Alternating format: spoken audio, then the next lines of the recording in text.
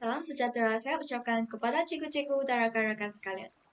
Hari ini, kumpulan kami akan membentangkan topik tentang biodiversity dan peranannya terhadap keseimbangan alam sekitar. Semua makhluk dalam dunia ini terdiri daripada biodiversity. Biodiversity merupakan kewujudan pelbagai spesies tumbuhan dan haiwan dalam persekitaran semula jadi. Setiap spesies dan organisma bekerjasama dalam ekosistem seperti web yang rumit untuk mengekalkan keseimbangan dan menyokong kehidupan. Oleh itu, tidak dapat dinafikan bahawa biodiversity dan keseimbangan alam sekitar mempunyai hubungan yang rapat. Biodiversity boleh diasingkan kepada 3 kategori, iaitu kepelbagaian genetik, kepelbagaian spesies, dan kepelbagaian ekosistem. Kepelbagaian spesies mempunyai maksud serupa dengan biodiversity yang merujuk kepada kekayaan spesies atau kekayaan pelbagai organisma hidup di dunia. Bagi kepelbagaian genetik pula, yang membuat definisi kepelbagaian spesies yang diukur mengikut variasi bagi setiap organisma atau bilangan ciri genetik dalam tokokan genetik spesies. Yang ketiga, kepelbagaian ekosistem dapat didefinisikan sebagai kepelbagaian persekitaran ekologi yang merupakan tempat habitat bagi pelbagai organisma di persekitaran darat, laut dan juga akuatik. Keseimbangan alam sekitar merujuk kepada keadaan dan status harmoni yang muncul dalam sesuatu ekosistem. Oleh itu, biodiversity memainkan peranan yang vital untuk mengekalkan keseimbangan alam sekitar. Jom, marilah kita bersama-sama menelusuri peranan biodiversity dalam mengekalkan keseimbangan alam sekitar. Topik yang saya akan bincangkan pada hari ini ialah biodiversity dan peranannya untuk keseimbangan alam sekitar. Sebagai pengenalan, biodiversity memainkan peranan kepada flora dan fauna kerana biodiversity mengelakkan perhabisan flora dan fauna. Oleh itu, biodiversity mempunyai peranan yang sangat penting untuk mengekalkan keseimbangan alam sekitar. Antara cara biodiversity mengekalkan keseimbangan alam sekitar adalah melalui penembungaan. Penembungaan adalah satu proses di mana butir tabungan yang mempunyai gamet jantan dipindah kepada gamet betina yang mengandungi ovum yang memproseskan sel-sel dalamnya. Terdapat dua jenis penembungaan iaitu penembungaan kacuk yang mungkin mengakibatkan spesies bunga baharu dicipta dan penembungaan kedua ialah penembungaan sendiri yang berlaku apabila tabungan dari enter disimpan pada stigma bunga yang sama atau bunga lain pada tanaman yang sama. Seterusnya, flora dan fauna yang pula sebahagian biodiversity boleh membantu antara sama lain untuk mencapai keperluan mereka masing-masing. Sebagai contoh, burung boleh makan kutu dan serangga di atas badan kerbau yang akan menghisap darah dan nutrien daripada kerbau. Oleh itu, proses ini telah memanfaatkan burung kerana ia mendapati sumber makanannya dan kerbau kerana mereka boleh mengelakkan nutrien dan darah dihisap oleh kutu dan serangga. Contoh kedua ialah ular boleh membantu untuk makan tikus yang mengerah sawah padi. Proses ini telah memanfaatkan ular kerana ia boleh mendapati sumber makanannya dan sawah padi telah diselamatkan oleh ular. Seterusnya, saya akan membentang tentang kepentingan biodiversity dan peranannya dalam sumber alam udara. Flora dan fauna memainkan peranan yang amat penting dalam proses kitaran oksigen serta dalam pengekalan kualiti udara. Kitaran oksigen ialah kitar yang melibatkan pengambilan karbon dioksida dari udara dan pengembalian oksigen semula ke udara secara berterusan. Kitar oksigen dapat mengekalkan kandungan gas dalam udara melalui beberapa proses semula jadi, iaitu proses respirasi, proses pengaratan, dan proses perebutan. Oksigen yang diperlukan untuk ketiga-tiga proses di atas diperoleh daripada hasil fotosintesis. Fotosintesis merujuk kepada proses penukaran tenaga cahaya daripada matahari kepada tenaga biokimia untuk flora sebagai sumber tenaga. Tenaga kimia ini digunakan untuk pengikatan karbon. Proses ini dibantu oleh klorofil yang menguraikan air kepada oksigen dan hidrogen yang menjadi sumber tenaga kepada tumbuh-tumbuhan. Oksigen merupakan byproduct yang dibebaskan oleh tumbuhan melalui proses fotosintesis dan merupakan elemen yang sangat penting bagi semua makhluk hidup untuk meneruskan kehidupan.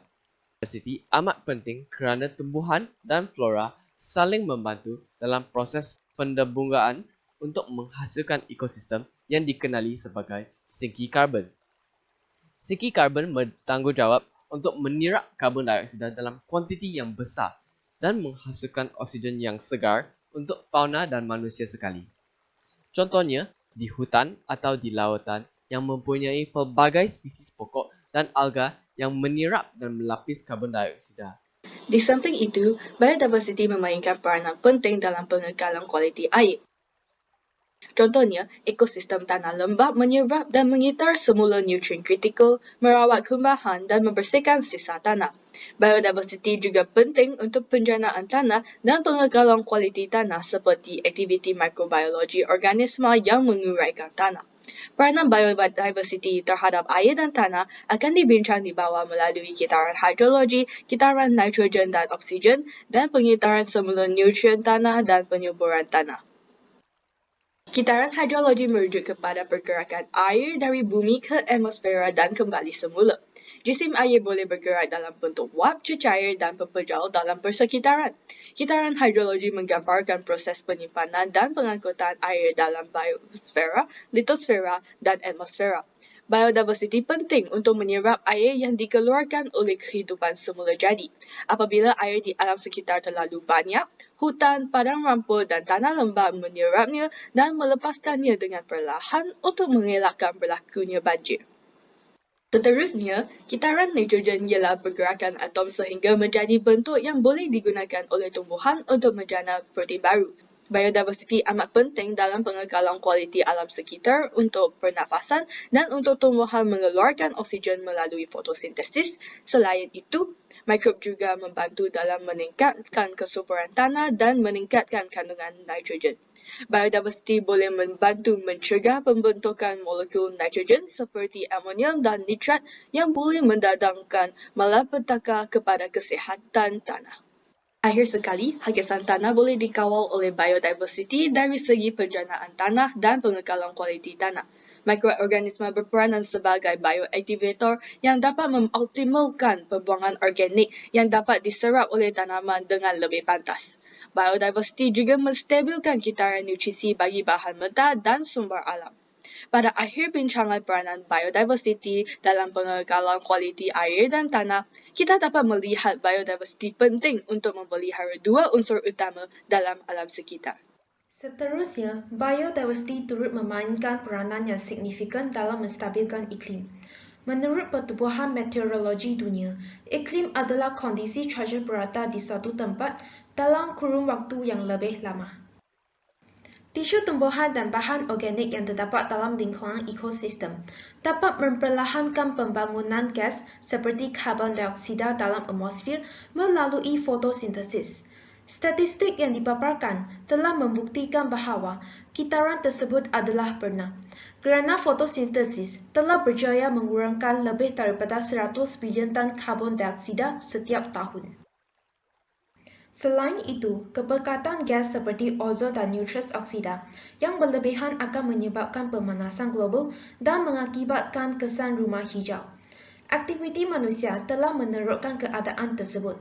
Bagi mengatasi masalah ini, biodiversity memainkan peranan yang penting. Hal ini kerana kajian menunjukkan bahawa gas yang berlebihan boleh dihapuskan dan dikurangkan dari atmosfera sekiranya kita memelihara dan memulihara habitat kita dengan langkah yang pragmatik.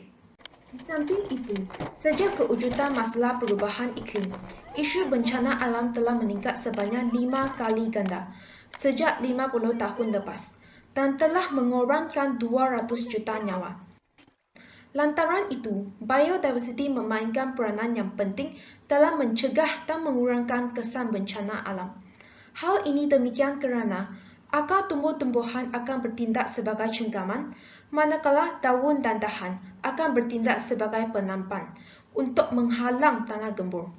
Dengan ini, kita boleh mengatakan bahawa biodiversity mampu membantu manusia menyelesaikan masalah perubahan iklim. Kesimpulannya, biodiversity telah membawa banyak manfaat terhadap keseimbangan alam sekitar, termasuklah flora dan fauna, udara, air, tanah, iklim dan ekosistem. Maka, semua pihak haruslah memainkan peranan masing-masing dan berganding bahu untuk memastikan biodiversiti sentiasa dipelihara dan dipelihara, supaya fungsinya terhadap alam sekitar dapat dikekalkan. Sekian, terima kasih.